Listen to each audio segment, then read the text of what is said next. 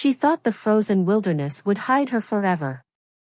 For 6 years, Janet Richard had lived as a ghost in the snow-covered mountains, teaching her daughter to be silent, to be still, to never show the power that burned in her blood. But some secrets are too dangerous to stay buried. And when the Alpha King's golden eyes finally found what he'd been hunting, Janet realized that all her running had only delayed the inevitable. The child who looked exactly like him was about to change everything. The morning Janet Richards' world ended began like all the others, with the sound of her daughter's laughter echoing through the pine trees. Leah was building snow wolves in the clearing behind their cabin, her small hands shaping the white powder with an instinctive precision that made Janet's chest tighten with familiar dread. At 5 years old, her daughter already moved with a grace that didn't belong to human children. Already showed flashes of dominance that made the local wildlife give her a wide berth. Already looked exactly like her father. Janet pulled her wool coat tighter and stepped onto the cabin's small porch. The morning air bit at her cheeks, sharp and clean, carrying the scent of snow and evergreen. For 6 years, this remote valley had been their sanctuary. Hidden deep in the northern territories, far from civilization, farther still from the Alpha King's reach. Or so she'd believed. "Mama, look!" Leah called out, her voice bright with pride. She'd finished her sculpture, a wolf caught mid-howl, its features sharp and fierce. "It looks just like the ones in my dreams." Janet's blood turned to ice. "What dreams, sweetheart?" But before Leah could answer, the forest went silent. No bird songs. No rustling leaves. Even the wind seemed to hold its breath. Janet's enhanced senses, dulled by years of forced suppression, suddenly blazed to life. She could smell them now, the unmistakable musk of dominant wolves, the metallic tang of weapons, the familiar scent that haunted her nightmares. Pine and earth and something darker. Something that tasted of moonless nights and absolute power. "Leah," she whispered, her voice barely audible. "Come inside. Now." But her daughter had gone still, her small head tilted as if listening to something Janet couldn't hear. When Leah turned, her eyes, those devastating amber eyes that were a perfect mirror of his, were wide with a mixture of fear and inexplicable longing. "Mama," she breathed. "Someone's coming." Janet's legs moved before her mind could catch up. She snatched Leah from the snow and bolted for the cabin door, her heart hammering against her ribs. 6 years of preparation, 6 years of escape routes and emergency supplies, and she knew with crushing certainty that none of it would matter. Because he was here. She could feel him now, a presence pressing against the edges of her consciousness like a storm front rolling in. Powerful. Relentless. Patient as winter itself. Janet slammed the cabin door and threw the heavy wooden bar across it, her hands shaking as she reached for the rifle mounted above the fireplace. Leah clung to her leg, no longer the confident little girl who'd been playing in the snow moments before. "Mama, I'm scared." "I know, baby. I know." Janet's voice cracked as she checked the rifle's chamber. 6 bullets. As if 6 bullets could stop him. As if anything could stop him once he'd made up his mind. The footsteps on the porch were deliberate, measured. A single set of boots, though she knew he wasn't alone. He never traveled alone. Then came the knock. 3 slow, rhythmic strikes against the wooden door. "Janet." His voice was exactly as she remembered, low and rough, carrying the kind of authority that made wolves bow their heads and humans step aside. "I know you're in there." She pressed her back against the wall beside the window, rifle raised, fighting the urge to look outside. Fighting the deeper urge to simply open the door and surrender to the inevitable. "I also know she's with you." A pause, weighted with 6 years of searching, 6 years of rage. "My daughter." Leah's grip on Janet's leg tightened. "Mama," she whispered. "Why does he sound like me when I'm angry?" Before Janet could answer, before she could even process the implications of her daughter's question, Mark Lee spoke again. His words carried through the cabin walls like a physical force, settling into her bones with the weight of absolute truth. You can't run anymore, Janet. You can't hide her from what she is. From who she is. Another pause, and when he spoke again, his voice was softer, almost gentle. From who I am. Janet closed her eyes, her finger trembling on the rifle's trigger. Outside, she could hear them now, the soft padding of paws in snow, the quiet breathing of a dozen wolves surrounding her sanctuary. The Alpha King had brought his pack. He'd brought his army. And after 6 years of hunting, 6 years of patient, relentless pursuit, he'd finally found what belonged to him. The door rattled under the weight of his fist. Not breaking it down, not yet. Just reminding her how easily he could. Open the door, Janet. Let me see her. Let me see what we made together. Janet's hand found Leah's hair, stroking the dark strands that were so like her own, framing a face that was purely his. Her daughter looked up at her with those impossible amber eyes, and Janet saw her own defeat reflected in them. Because Leah wasn't afraid anymore. She was curious. And that, more than his arrival, more than the rifles or the wolves or the 6 years of nightmares finally catching up to her, told Janet that she had already lost. The little girl who looked exactly like the Alpha King was ready to meet her father.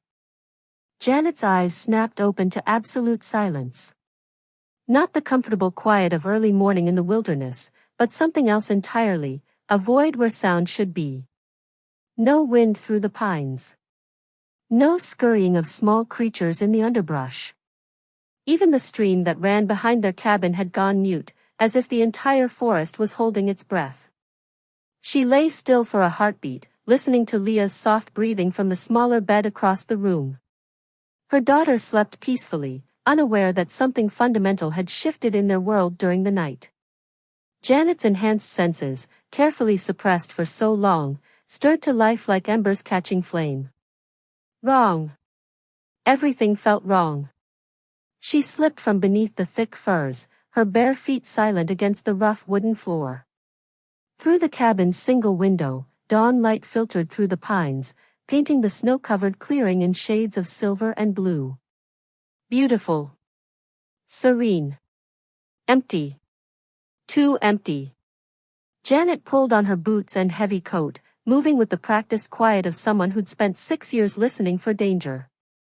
She lifted the rifle from its place beside the door and stepped onto the porch, the morning air sharp enough to sting her lungs.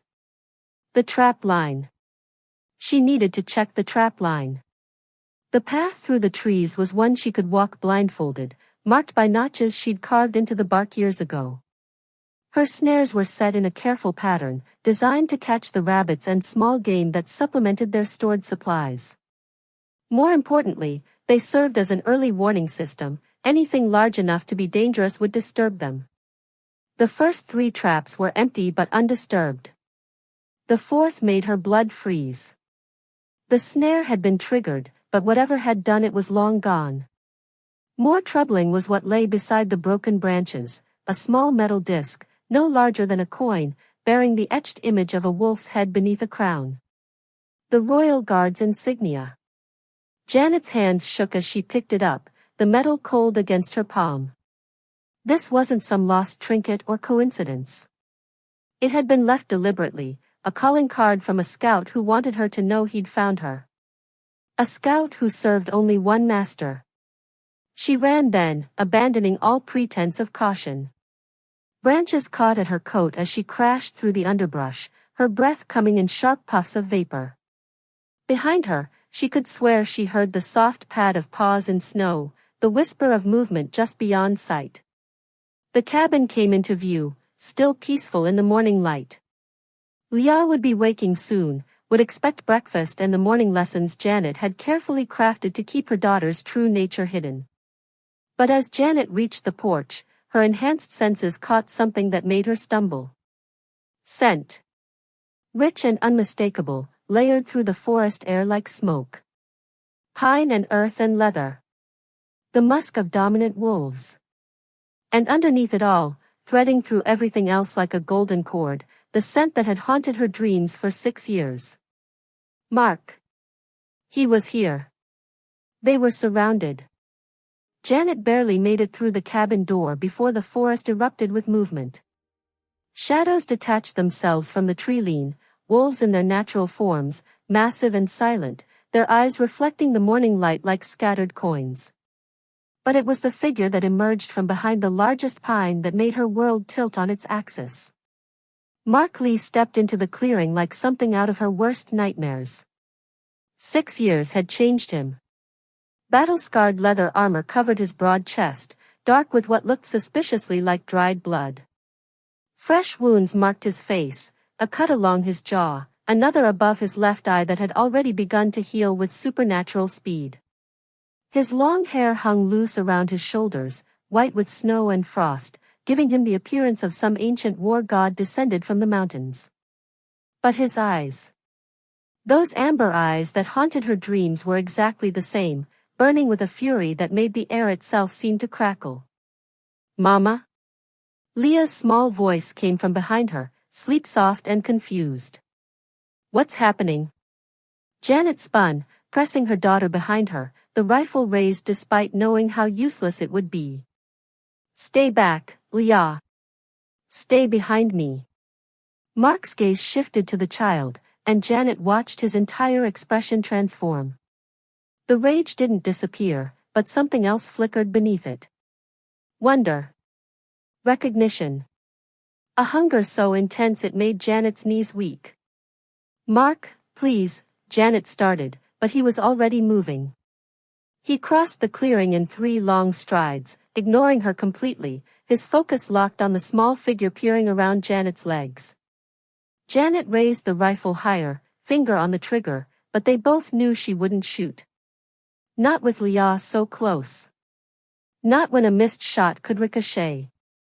Don't, Janet whispered, backing toward the cabin wall. Don't come any closer. But Mark had stopped just at the edge of the porch, his massive frame filling Janet's vision. Up close, she could see the exhaustion etched into his features, the way his hands trembled slightly at his sides. How long had he been tracking them? How far had he come? Hello, little one, he said softly, and his voice was nothing like the commanding tone Janet remembered. This was gentler, wondering, as if he couldn't quite believe what he was seeing. Leah stepped out from behind Janet's legs, her curiosity overcoming her fear. Are you the wolf man from my dreams? The words hit Mark like a physical blow. He took a sharp breath, his hands clenching into fists.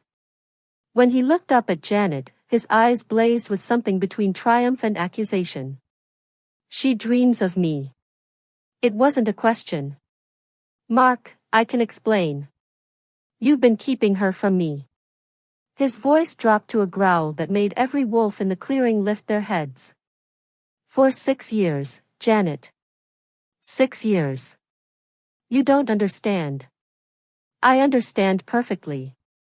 He turned back to Leah, who was watching the exchange with those 2 intelligent amber eyes. What's your name, sweetheart? Leah, she answered without hesitation, despite Janet's sharp intake of breath. Leah, Mark repeated, and Janet heard the claim in his voice, the way he wrapped around the syllables like he was tasting them. Do you know who I am? The little girl tilted her head, studying his face with an intensity that made Janet's heart race. You look like me when I look in the water. Mark's composure cracked. He dropped to one knee, bringing himself to Leah's eye level, and Janet saw his hands shake as he reached toward her daughter's face. You're mine, he breathed, wonder and possession warring in his expression. My daughter. My heir. Mark, no. Yes. He stood slowly, his gaze never leaving Leah's face. When he finally looked at Janet, his expression had hardened into something implacable. She's coming with me. Over my dead body. His smile was sharp as winter steel. That can be arranged. The horse beneath Janet moved with mechanical precision, each step carrying her further from the only home Leah had ever known and closer to a past she'd spent 6 years trying to escape. Mark rode ahead, Leah secured in front of him on his massive black stallion. Janet's heart clenched every time she heard her daughter's delighted laughter echoing through the mountain pass.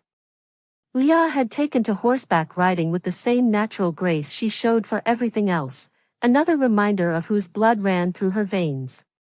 Are we really going to see a castle? Leah's voice carried on the cold wind, bright with excitement that made Janet's chest ache. The citadel, Mark corrected gently, his tone so different from the harsh commands he'd barked at his guards that Janet almost didn't recognize it. It's your home, little wolf. It's where you belong. Where you belong. The words hit Janet like physical blows. She'd tried to speak to him twice since they'd left the cabin that morning, once to ask for warmer clothes for Leah, once to beg him to reconsider. Both times he'd looked through her as if she didn't exist, responding only to their daughter's endless stream of questions. This was her punishment. Not chains or a cell, but something far more effective, watching Mark win Leah's trust while treating Janet like a stranger. Like nothing. Tell me about the other wolves, Leah demanded, twisting in the saddle to look up at Mark's scarred face. Are they big like the ones following us?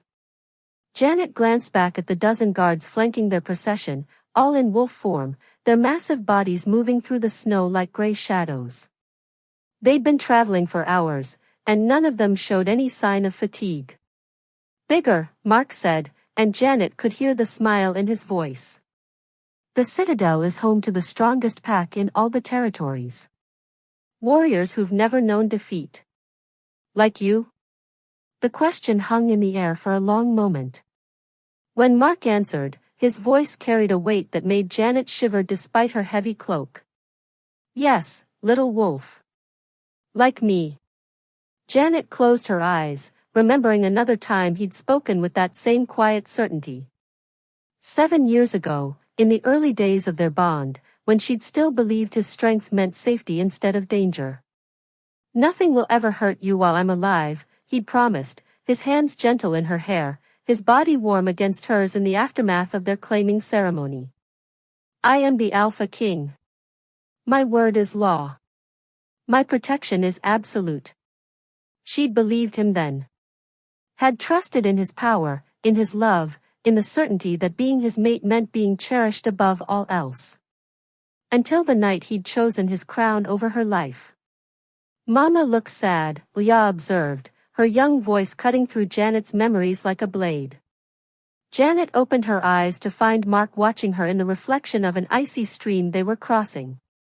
For just a moment, something flickered in his expression, regret, perhaps, or recognition of the pain he was inflicting. But it vanished so quickly she might have imagined it. Your mama is tired, he told Leah, his tone carefully neutral. The journey is long, and she's not used to traveling anymore. Another subtle cruelty. The implication that Janet had grown soft in her exile, weak from hiding. Once, she could have run beside his horse in wolf form for days without tiring. Once, she'd been his equal in everything that mattered. Will she be happy when we get to the castle? Leah asked. Mark's pause stretched too long, filled with the sound of hooves on stone and the distant cry of mountain birds. She'll learn to be, he finally answered, and Janet heard the promise buried in those words. A promise that sounded remarkably like a threat. The citadel rose from the mountainside like something carved from the bones of the earth itself. Janet had forgotten how massive it was, towers of black stone spiraling toward the sky, their peaks lost in low-hanging clouds. Golden banners bearing the royal wolf crest snapped in the wind, and everywhere she looked, wolves moved with purpose and deadly grace. Warriors, servants, nobles, all of them radiating the kind of barely leashed power that made the air itself feel electric. It's so big, Leah breathed, her small hands pressed against the carriage window as they passed through the main gates. Are we really going to live here? Mark's hand settled on their daughter's shoulder, possessive and gentle. This is your birthright, little wolf. Every stone, every banner, every wolf who calls this place home, they all belong to you now. Janet's stomach twisted. She could see it happening already, the way Leah's eyes widened with wonder instead of fear, the way she leaned into Mark's touch as if she'd been starving for it her entire life. 6 years of careful isolation, of teaching her daughter to value freedom over power, unraveling with each passing moment. The carriage rolled to a stop in the main courtyard, where what seemed like half the pack had gathered to witness their arrival. Janet recognized some of the faces, older now, marked by time and battles she'd missed, but many were strangers. Young wolves who'd risen through the ranks in her absence, all of them staring at her with mixtures of curiosity and barely concealed hostility. She was the mate who'd run. The queen who'd abandoned her crown. My lady. A woman with silver-streaked hair and kind eyes stepped forward as they descended from the carriage. Janet recognized her immediately, Elena, who'd been head of the household staff when Janet had fled. Welcome home. The word home sat like acid on Janet's tongue, but she managed a nod. Elena's gaze shifted to Leah, and her entire expression transformed with wonder. And this must be the young princess, Elena said softly, dropping into a formal bow that made Leah giggle with delight. I'm not a princess, Leah protested, but her protest lacked conviction. She was already looking around the courtyard with fascination, taking in the ornate stonework and the wolves who watched her with something approaching reverence. Actually, you are, Mark said, lifting Leah from the carriage with effortless strength. Princess Leah, heir to the Northern Territories and future alpha of the strongest pack in the realm. Janet watched her daughter's face light up at the title, at the way the assembled wolves dipped their heads in respect. This was what Mark had planned, not just to reclaim his child, but to make her want to stay. To make her see Janet's freedom as a cage instead of a gift. Elena will show you to your rooms, Mark continued, his tone carefully formal as he addressed Janet for the first time since their arrival. I trust you'll find them familiar. Janet's blood went cold. She followed Elena through corridors she remembered too well, past tapestries and artwork that had once brought her joy. When Elena stopped before a set of ornate double doors, Janet's worst fears were confirmed. The royal mate's suite. The room she'd shared with Mark during the brief, passionate months of their bonding. Every piece of furniture was exactly as she'd left it, the four-poster bed with its midnight blue curtains, the sitting area where she used to read by the fire, even her old books still arranged on their shelves. The Alpha King ordered everything preserved, Elena said quietly. He said you would return one day. It was a museum of their failed love. A beautiful, suffocating reminder of everything she'd given up when she chose freedom over chains, no matter how golden they might be. Where will Ya sleep? Janet asked, though she already dreaded the answer. The princess has her own wing, Elena replied. Close enough that you may visit whenever you wish, but far enough to give her space to adjust to her new life. Janet sank into the familiar chair by the window, understanding flooding through her like poison. This wasn't imprisonment, it was something far more insidious. She was free to roam the citadel, free to spend time with her daughter, free to pretend this was a reunion instead of a conquest. But Leah would have her own rooms, her own servants, her own carefully curated introduction to pack life. Every day, Janet would watch her daughter fall more in love with the world Janet had fled from, until the little girl who'd once built snow wolves in the forest would become a princess who saw her mother's fear as weakness. Mark hadn't just claimed his heir. He was systematically erasing every reason Leah might have to choose Janet over the golden cage he'd built for them both. The knock came at midnight, soft but insistent against the heavy oak door of her suite. Janet had been expecting it. Mark's patience had its limits, and 3 days of polite distance while Leah settled into her new life had apparently exhausted them. She opened the door to find him standing in the hallway, still dressed in his formal council robes, exhaustion carved into every line of his face. We need to talk. She stepped aside without a word, watching as he moved into the room that had once been theirs.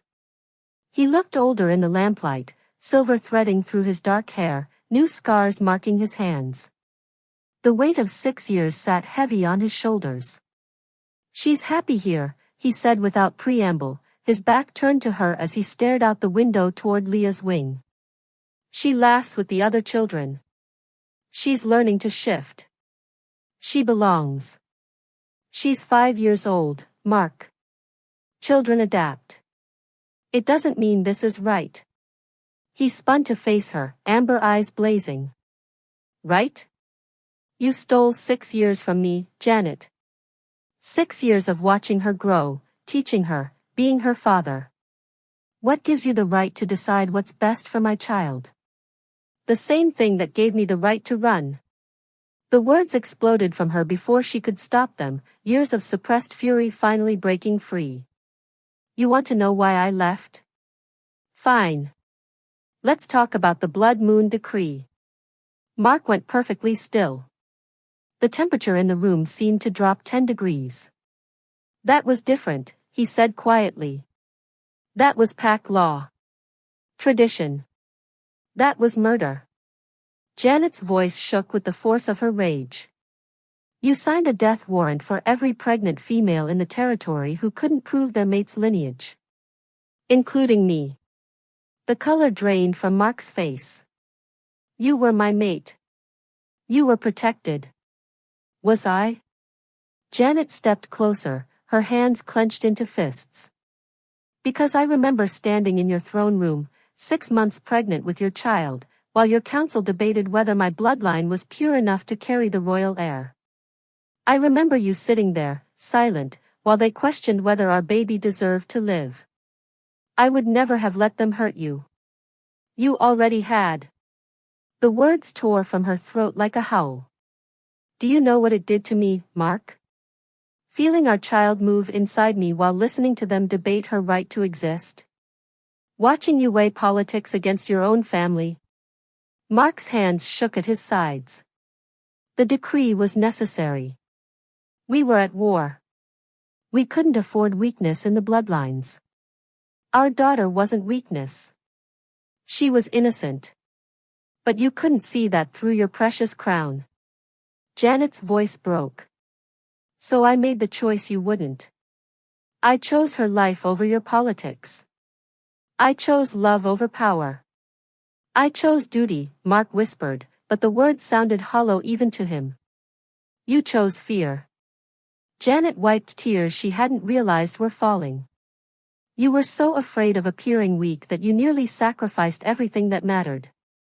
And when I realized you'd do it again, that you'd always choose the crown over us, I ran." Mark stared at her for a long moment, the weight of 6 years of justification crumbling in his chest. When he finally spoke, his voice was barely audible. "I would have protected you. From everyone but yourself." The truth hung between them like a blade, sharp and undeniable. Mark sank into a chair, his head in his hands, finally understanding the true cost of his choices. "I can't undo it," he said finally. "No," Janet agreed. "You can't." The attack came at dawn, disguised as a formal challenge. Janet heard the commotion from her sweet, raised voices, the sound of running feet, the low growl that meant wolves were shifting in preparation for battle. She dressed quickly and made her way to the great hall, where a crowd had already gathered around 2 figures facing each other in the center of the room. Mark stood in full ceremonial armor, his expression carved from stone. Across from him, radiating smug confidence, was a man Janet recognized with a chill of dread. Dominic Voss. Mark's former beta, banished 3 years ago for treason. Somehow, he'd returned.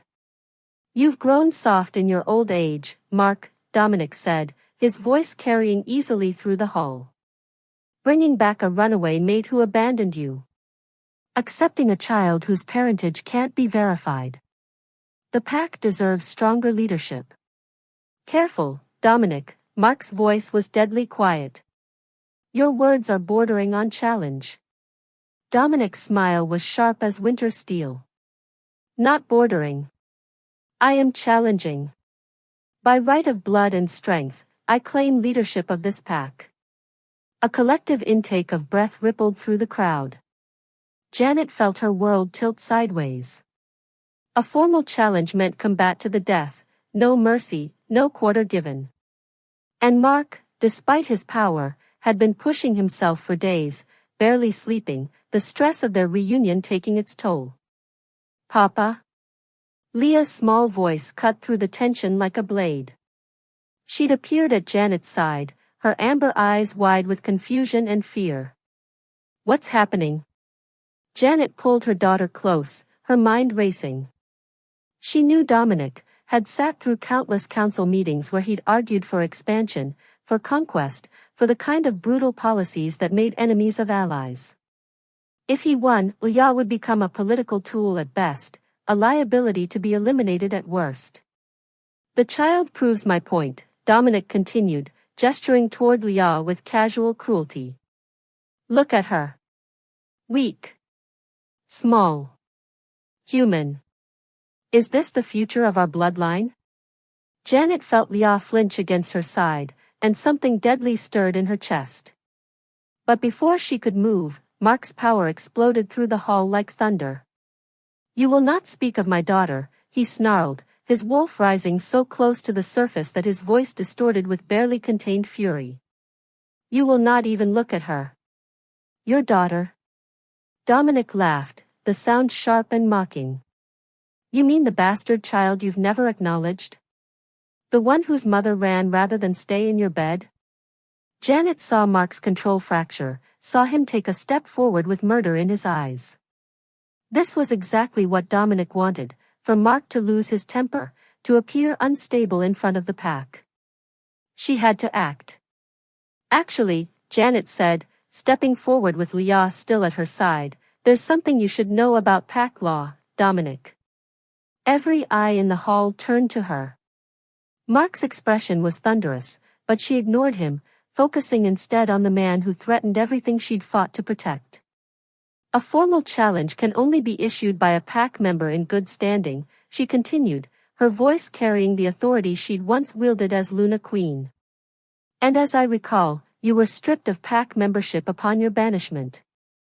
Dominic's confident smile faltered. Around the hall, wolves began to murmur, understanding dawning in their faces.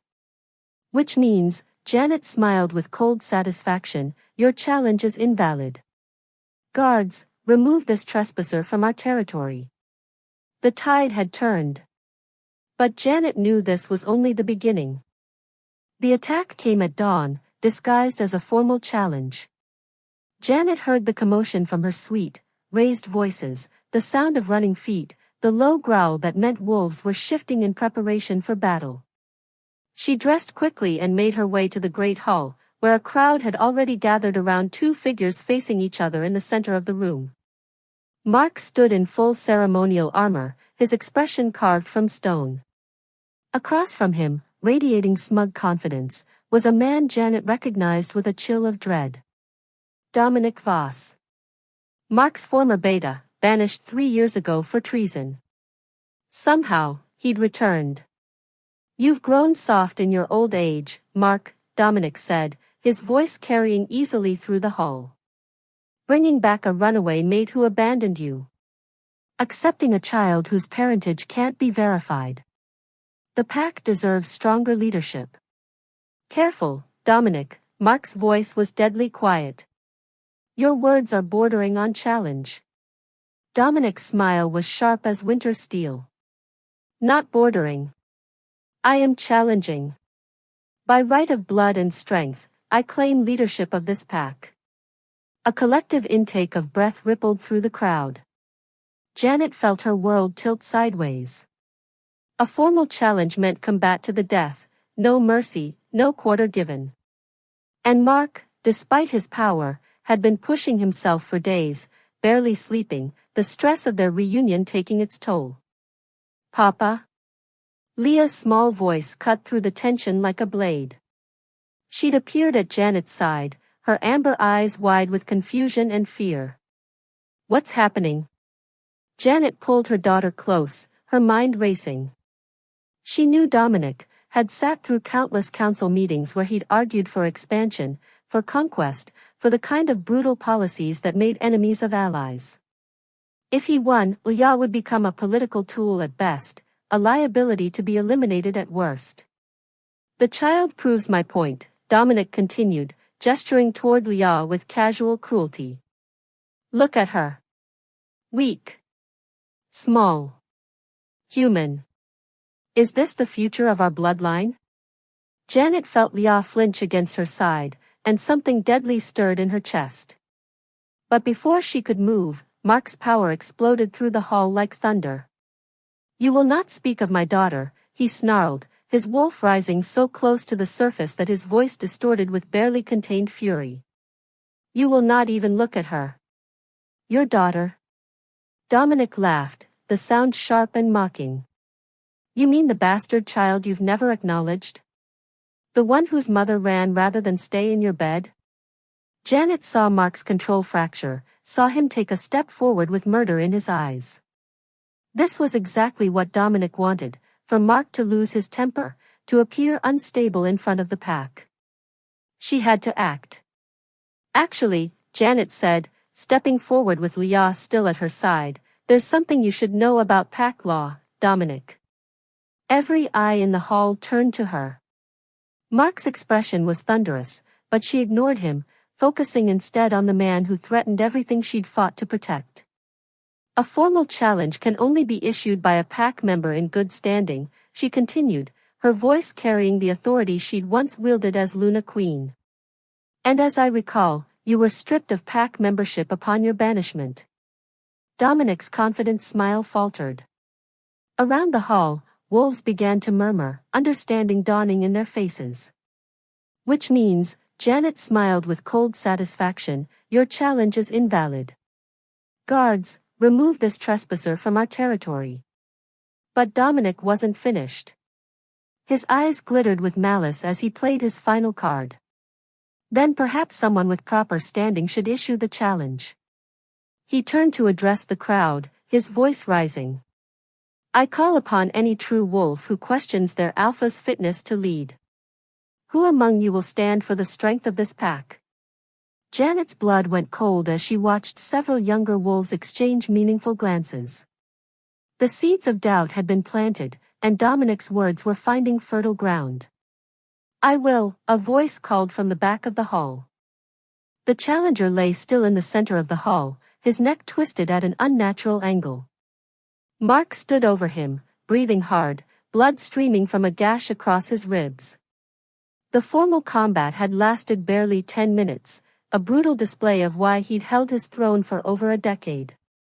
But Janet could see the cost written in every line of his body. He was favoring his left leg, and the wound on his side was deeper than he was letting on. More importantly, she could see the doubt still lingering in some of the wolves' faces. Victory in combat meant strength, but it didn't erase the questions Dominic had planted about Mark's judgment. Is there anyone else? Mark's voice echoed through the silent hall, a challenge and a warning rolled into one. No one moved. No one spoke. Then we're done here. He turned toward the throne, dismissing the crowd, but Janet knew better. This was far from over. The whispers would start the moment they left this hall, growing into something that would eventually tear the pack apart. Unless she acted now. Wait, Janet called out, stepping into the center of the hall where the challenger's body still lay cooling. There's something that needs to be said. Mark's eyes narrowed. Janet, this isn't the time. This is exactly the time. She faced the assembled pack, drawing on every lesson she'd learned about political theater during her years as Luna Queen. You want to know if your alpha is fit to lead? Then let's talk about real strength. She could feel Mark's tension radiating behind her, could practically hear him wondering what she was planning. Good. Let him worry. She was done being a pawn in his games. 6 years ago, I fled this citadel because your alpha signed the Blood Moon Decree, she said, her voice carrying to every corner of the hall. A law that condemned pregnant females and their children to death if their bloodlines were deemed impure. Gasps rippled through the crowd. The Blood Moon Decree was pack history now, something most of the younger wolves had never heard discussed openly. I was carrying his child, Janet continued, gesturing toward Leah, who watched with wide eyes from Elena's protective embrace. And I sat in this very hall while his council debated whether my daughter deserved to live. Mark took a step forward. Janet, stop. No. She whirled to face him, 6 years of suppressed fury blazing in her eyes. You want me back? You want your family? Then prove you've learned something from losing us. The hall had gone dead silent. Janet could feel the weight of every gaze, the tension crackling through the air like lightning before a storm. Publicly renounce the Blood Moon Decree, she demanded, her voice ringing with absolute authority. Repeal it completely, and swear by your wolf that no law will ever again put politics above the lives of innocent children. Mark stared at her, understanding dawning in his amber eyes. This wasn't just about the decree, it was about everything. Trust. Power. The choice between his crown and his family. And if I refuse, he asked quietly. Janet's smile was sharp as winter steel. Then Leah and I disappear again. Forever this time. And you'll spend the rest of your life knowing you chose your throne over your daughter twice. The ultimatum hung between them like a blade, sharp and undeniable. Around the hall, wolves held their breath, waiting to see which choice their alpha would make. The silence stretched for an eternity, thick as honey and twice as suffocating. Mark stared at Janet across the blood-stained stones of the great hall, his amber eyes reflecting a war between pride and love that had been raging for 6 years. Around them, the pack waited with predatory stillness, sensing that this moment would define not just their alpha's reign, but the very future of their bloodline. Janet felt her heart hammering against her ribs, but she kept her expression steady. This was the gamble of a lifetime, everything she'd fought for, everything she'd sacrificed, balanced on the edge of Mark's choice. The Blood Moon Decree, Mark said slowly, his voice carrying to every corner of the hall, was created in a time of war. It was meant to strengthen our bloodlines, to ensure our survival against enemies who would see us destroyed. Janet's stomach dropped. He was going to choose his throne. Again. But, Mark continued, and something in his tone made her look up sharply, survival built on fear is no survival at all. A pack that sacrifices its innocent for political gain is no pack worth leading. He stepped forward, each movement deliberate and measured, until he stood directly before Janet in the center of the hall. When he spoke again, his voice carried the weight of absolute authority. By my blood, by my wolf, by the power invested in me as Alpha King of the Northern Territories, I hereby renounce and repeal the Blood Moon Decree in its entirety. His words echoed off the stone walls like thunder. No law shall ever again put politics above the protection of our young. No decree shall ever again question the right of any child to live and thrive under our protection. The hall erupted. Some wolves cheered, relief evident in their faces. Others looked uncertain, troubled by their alpha's public admission of past mistakes. But Janet barely heard any of it. Her entire focus was locked on Mark's face, on the raw vulnerability she saw there as he continued. Furthermore, he said, his voice cutting through the noise, I formally acknowledge my daughter, Leah Richard Lee, as my heir and future alpha of this pack. Any who would harm her or question her right to rule will answer to me personally. Janet's knees nearly buckled. He wasn't just repealing the decree, he was legitimizing Leah publicly, claiming her not just as his child but as his successor. It was everything she'd never dared hope for. Janet, Mark's voice was softer now, meant only for her despite the crowd around them. I can't undo the fear I caused you. I can't take back the choice that drove you away. But I can swear to you, before our pack and our daughter, that I will never put politics above family again. Janet looked into his eyes and saw not the arrogant Alpha King who'd let pride drive away everything he loved, but a man who'd finally learned the true cost of power without compassion. It won't be easy, she said quietly. Trust isn't rebuilt with words alone. I know. His hand moved toward hers, then stopped, waiting for permission. But I'm hoping you'll give me the chance to prove that I've learned from my mistakes. Janet studied his face for a long moment, weighing 6 years of pain against the possibility of redemption. Finally, she took his offered hand, feeling the familiar warmth of their bond spark to life between them. Co-parents, she said firmly. Partners in raising Leah. Nothing more until you've proven that the man I fell in love with is stronger than the king who broke my heart. Mark's smile was small but genuine. Co-parents, he agreed. 3 months later, Janet stood on the balcony of Leah's new suite, not in the children's wing, but in the royal quarters where the heir belonged, watching her daughter practice shifting with Mark in the courtyard below. Leah had taken to her wolf form with typical enthusiasm, though she still preferred building snow sculptures to hunting. She's going to be formidable, Mark said, joining Janet at the railing. Their relationship had settled into something cautiously comfortable, shared meals, joint decisions about Leah's education, careful conversations that slowly rebuilt the trust between them. She already is, Janet replied, watching Leah pounce on Mark's massive wolf form with fearless delight. She just doesn't know it yet. Mark's hand found hers on the stone railing, and this time Janet didn't pull away. They weren't the same people who'd fallen in love 7 years ago. They were scarred, wary, changed by loss and time. But perhaps that was better. Perhaps they needed to be broken before they could learn how to be whole. Thank you, Mark said quietly. For what? For giving me another chance to be the father she deserves. The mate you deserved all along. Janet squeezed his hand, watching their daughter's laughter rise like music from the courtyard below. We're not there yet, she warned. But we're learning. And for now, learning was enough.